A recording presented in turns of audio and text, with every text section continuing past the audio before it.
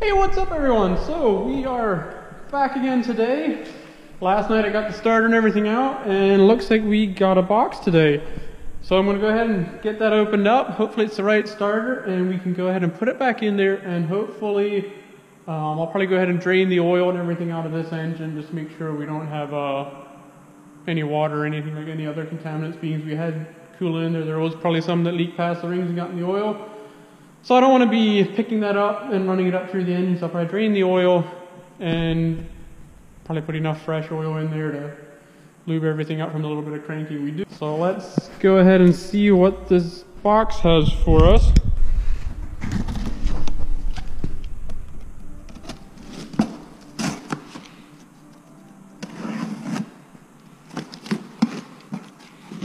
I did just get a used starter.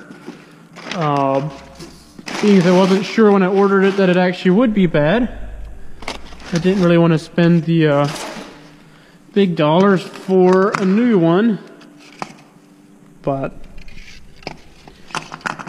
I think we might have gotten lucky here. Alright, so the way I'm going to test it is kind of pretty quick and easy, but should get the job done. Got my battery pack here. What you want to do, you can do this with a battery charger or pretty much any 12 volt source. It's grounded through generally these would be grounded through the frame of the car, so in this case we'll put our negative clamp on there. Now you gotta watch them, these have a lot of torque, and if you aren't careful they'll get away from you. And then here, what we got here, generally your 12 volt power will come to this post here, and then this is your 12 volt supply from your ignition that kicks this solenoid in and transfers the power to this post, which in turn feeds the 12 volt directly to the motor. So we're going to bypass the whole solenoid, everything, and go put 12 volts right to there, and that should kick the motor in.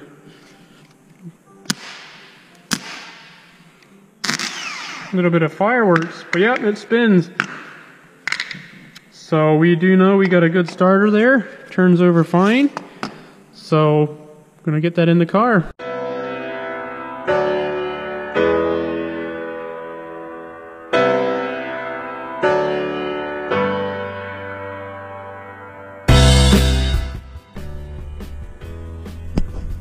Alright, so I'm going to go ahead and drain a little bit of oil out.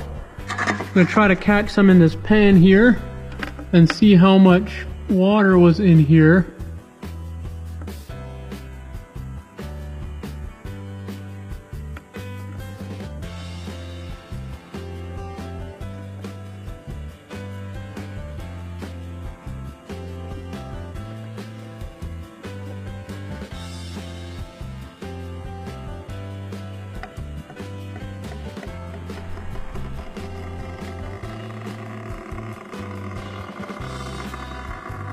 Definitely some moisture in there, but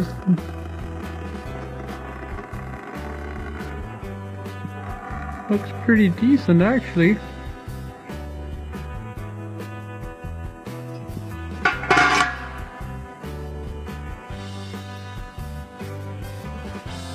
Alright, I think I'm going to call it good with that. That oil actually looks very nice and clean. So, doesn't seem like we got too much coolant in there. There was a few little drops in the beginning, and then it pretty much cleared up. Alright, hopefully you can see there. So I think I have everything ready to give it a crank. I got the ground cable for the engine temporarily clamped onto the block. That would have before gone onto the engine mount. So we needed that. And now I think I'm ready to give it a crank. Alright. Let's see what happens.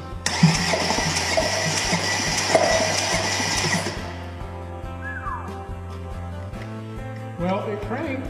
Sounded like we had some compression. Let's see what our compression number is. See if there was anything in there. You could hear when it cranked, there was obviously all the spark plugs are out, so we're only getting compression on this one cylinder here. Alright, moment of truth. Look at that, unbelievable. We've got a dry compression of 225 psi. That is like spot on. Now I'm going to do it again just to make sure that we didn't have any leftover coolant or anything that could have been affecting the compression. But that is looking completely amazing. I'm extremely happy right now. So we're going to do that one more time, and then we're going to move on and do another cylinder. And but yeah, look at it, we got a happy cylinder. I was not expecting 225 PSI, because I think that's like top of spec. I'll have to look it up again, but I think 225 is like completely healthy. So reset it, give it one more spin. What I had to do here, my probe couldn't quite reach back in there, so I have my, so I've got that pick stuck in there, and then all I gotta do is find it with my power probe there and give it 12 volts.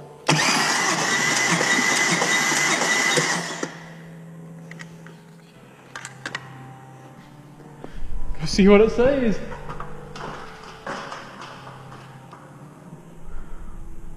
Alright, so there we're like at 280. Do it one more time. Want to make sure there's nothing left in the piston anymore that could be affecting compression. Didn't really count there, but I generally like giving him 5 compression strokes, so I'm going to try to count this time. I'm not sure. I'm going to see if I can hold the camera up there to hopefully get it.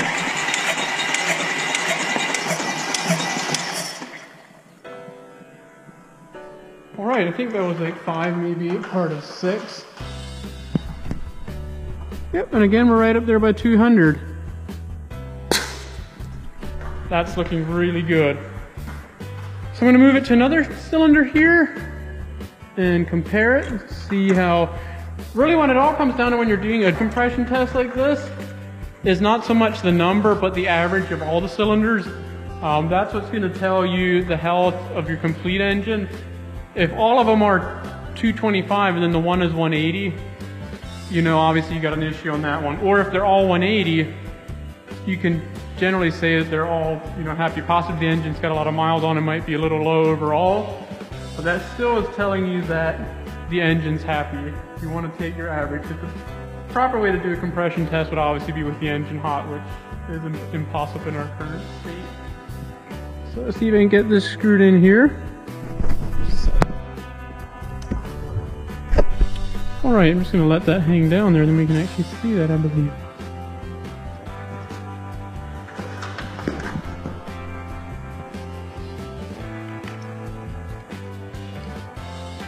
Alright.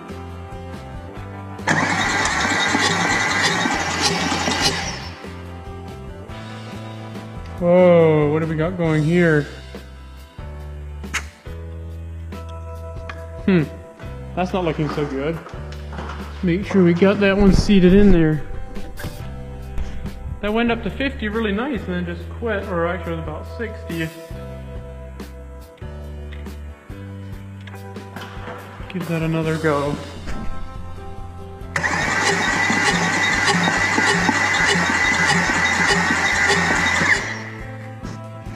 Alright, well, that one's definitely not happy. Guess we'll go see what the next one says. That's kind of disappointing.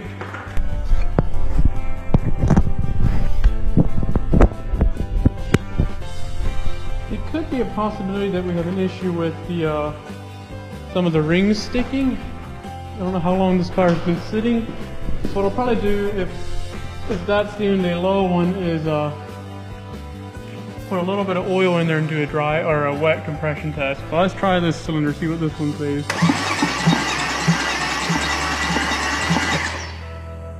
Not quite sure what we got going there. So I'm going to look into that and get back with you shortly.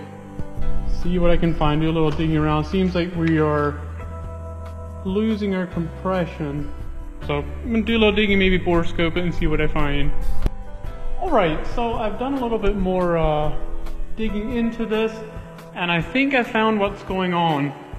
When I came to this cylinder front here, I was only getting like 50 pounds of compression, and it was backfeeding through the intake, which would indicate, generally would indicate that you have an issue with your exhaust valves or your intake valves. Either way, it indicates you have an issue with your intake valves. So that got me worried a little bit, so I grabbed my bore scope, looked around on the piston, everything looked good. And then I got to thinking, you know what, with all this coolant we got in there, it could be that we're loosening the carbon buildup, and basically a piece of that will fall in there and wedge the intake valve open just a little bit. So I grabbed my leak down set, which is this right here. These are your leak down gauges, and pretty much what this does is it puts compressed air into your cylinder. It connects right to this line here, same as the compression tester. And what you can tell is the difference in pressure. So this here would be your pressure going in, and then this would give you the percent or the pressure that's leaking by. So in this case, when I first put it on there, I could put 80 psi into the cylinder and it was barely holding 10 psi with a major leak coming out through the intake there. So I went ahead and stuck my bore scope in there, and I was actually able to see a piece of carbon kind of sitting weird right in the exhaust intake valve there. I keep saying exhaust valve for some reason. Anyway, so let the pressure in the cylinder and rotated the engine a little bit until the intake valve started to open, which at that point it let all the air blow out of the cylinder, and it dislodged the piece, and boom, I had compression. The leak down was still not completely perfect. I think I still got more carbon in there, but after I did that, I did another compression test, and we were like at 160, which is actually what I'm kind of been averaging out on. After I got all the coolant and stuff blowing out of the cylinders, my cold compression test was somewhat of a weak battery. It's kind of averaging out right at that 150-60 range. So I'm fairly certain I think the engine's okay. I don't know how healthy it is yet. I'm going to keep doing a little bit more digging into it. It also seems I have lower compression on the front two cylinders versus the rear two. I'm also not completely sure how the whole cylinder deactivation system works, and if it's a possibility that somehow that is affecting the compression reading on the front. So I definitely have some more research to do. This is, again, the first time that I've really gotten deep into the 4OT. I'm not that familiar with the whole cylinder deactivation system and how that all works, as far as when you're just doing a compression test and you don't have much oil pressure. So, but yeah, definitely a little happier than I was before. I kind of think we might be good. I'm not sure exactly what the next step will be that I'll take, but definitely I'll be keeping you updated. This might be the end of this video, so if it is, thanks for watching, and stay tuned for the next one. I might be doing a little bit of research, digging around, see if I can just confirm that's what it is. I may also end up pulling the intakes off and doing a carbon clean. Generally, it's not really an issue on the 4OT, but being when you have carbon and then it got wet from the coolant obviously going in there, and it could dislodge a bunch of it and therefore cause issues. But anyway, thanks for watching. Stay tuned for the next one. Remember to hit that like button, subscribe, comment. If any of you guys are 4OT gurus and you see something that we should check or anything, or maybe you have some more insight on what's going on here, definitely comment below. I'd love to hear from you, and we'll see you around next time.